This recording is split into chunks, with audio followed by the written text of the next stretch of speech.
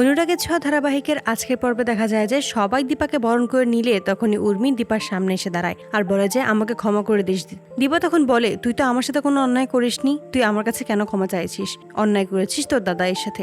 যদি ক্ষমা চাইতেই হয় তাহলে তোর দাদাইয়ের কাছে ক্ষমা চা। আমি জানি তুই ভুল করেছিলি, তুই ভুল ওষুধ দিয়েছিলি। যদি ক্ষমা চাইতেই হয় তাহলে ওনার কাছে চা, আমি তোকে ক্ষমা করার কেউ না। উর্মি তখন সবকিছুর জন্য সকলের কাছেই ক্ষমা চায় আর বলে যে আমি কুন্তলার ফাঁদে পড়েই এমনটা করেছিলাম।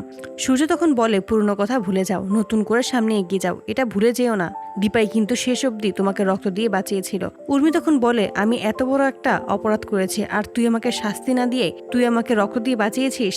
দীপা বলে, তোর ভুলের জন্য তোকে এবার শাস্তি পেতেই হবে। তখনই লাবণ্য বলে ওঠে, তুমি আর ভালো দাদার মাকে শাস্তি দিও না। তুমি যখন অসুস্থ ছিলে তখন ভালো দাদার মা অনেক কেঁদেছে, কিছু খায়নি। দীপা তখন বলে যে আমি যা বলবো তোকে তাই শুনতে হবে। উর্মি তখন বলে, আমি সেটাই শুনবো। তখনই বলে যে এই লাবণ্য বাচ্চা মেয়েটা আমাকে যে ভালো মা বলে ডাকে, ওর কি কোনো অধিকার নেই কাউকেই মা বলে ডাকার? উর্মি বুঝতে পারে যে দীপা তাকে কি বলার কথা বলছে। তখনই উর্মি লাবণ্যর কাছে আসে আর বলে যে তুই আজকে থেকে আমাকে মা বলে ডাকবি। এতে করে লাবণ্য খুব খুশি হয়ে যায় আর বলে যে তুমি সত্যি আমাকে পারমিশন দিলে তোমাকে মা বলে ডাকার জন্য। এই বলেই দুজনকে জড়িয়ে ধরে। আড়াল থেকে সমস্ত কিছু রুটি দেখতে পায় আর বলে যে এই সব কিছুই আমি কোনোভাবেই হতে দেব না, আমি সবকিছু ধ্বংস করে দিব।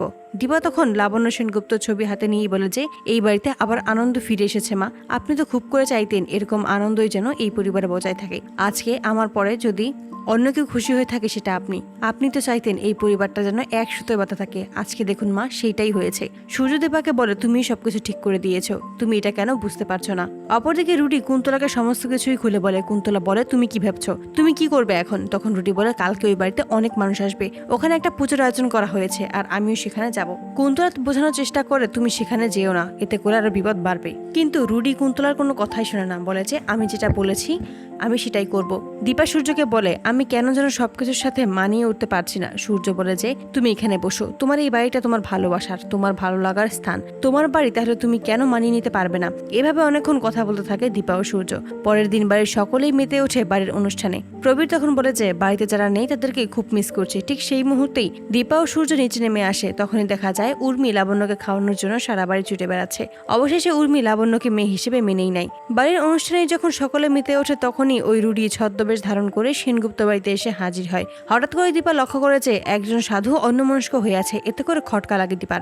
ভাবে যে হঠাৎ করে ওই সাধু অন্যমনস্ক হয়ে আছে কেন? তাদের তো কাজই হচ্ছে বাড়িতে গিয়ে পুজো করবে। এতে করে দীপার সন্দেহ আরো গাঢ় হয়। তখনই এই ছদ্মবেশী রুটির সামনে এসে দাঁড়ায়। এতে করে রুটি ভয় পেয়ে যায়। দীপা তখন বুঝতে পারে এই ছদ্মবেশ ধারণ করে রুটি এই বাড়িতে এসেছে, এই বাড়ির ক্ষতি করার জন্য এসেছে। তখনই রুটিকে ধরে টানতে টানতে সকলের সামনে হাজির করে রুটির মুখোশ খুলে দেয়। তো বন্ধুরা, তোমরা এটাই তো চাও যেন এভাবেই ছদ্মবেশী সেনগুপ্ত বাড়িতে এসেই দীপার কাছেই যেন ধরা পড়ে রুটি? কমেন্টে জানাও। আর নিয়মিত আপডেট পেতে আমাদের চ্যানেলটি এক্ষুনি সাবস্ক্রাইব করে পাশে থাকো। ধন্যবাদ।